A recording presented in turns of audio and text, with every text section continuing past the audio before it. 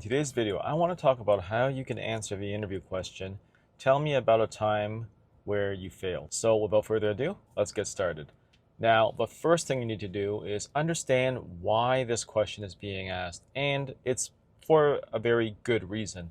They want to make sure that you are someone who can learn, who can grow, and someone who is self-aware. You have to strike a very good balance between being self-aware versus being overly self-deprecating. How do you strike that balance, and how you communicate this with humility, with authenticity, but also showing that you have the self-awareness so that they know that this is someone who they can invest in and that this person is someone who can grow. So that being said, let's move on to the second thing, which is you need to pick the right example. And ideally, this is from a work experience that is relevant to the role that you're applying for, but if it's not, that is okay as well, because this type of question is more about mindset and understanding what kind of person you are.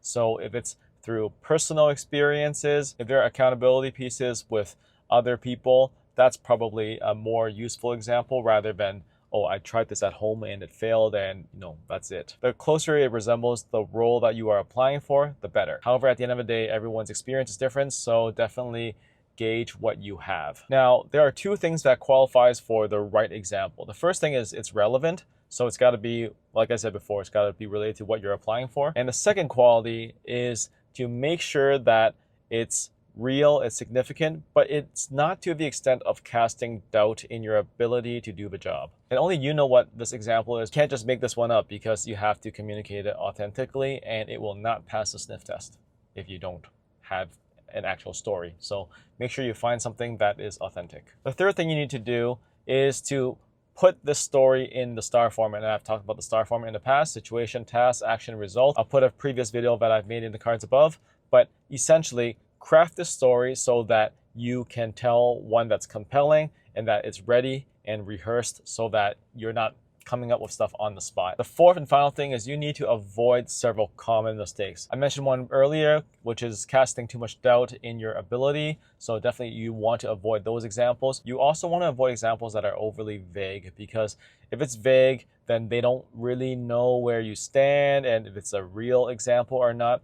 Usually good examples and good stories are those that you can dive into just the right amount of detail so that people get an understanding of what happened, what's the story, but you're not lost in the weeds. So you need to dial in the correct degree of resolution or zoom. Like, it's kind of like a magnifying glass. You don't want to zoom in too much because that's too much. And if it's too far out, it's like not right. So you have to find the right level for this story. And the third mistake that people tend to have is giving too trivial of an example. So it's not related to the work. It's not related to an example that is somewhat relatable or transferable. It's just an example that it doesn't really matter at all. And with this guideline, if you practice and you work on the STAR story, you should be able to have a pretty good answer for this question. Hope this video was helpful to you. If you liked it, please give it a like, share, subscribe, follow wherever you are. And if you have any thoughts about it, please let me know in the comments below. Hope you have a good one.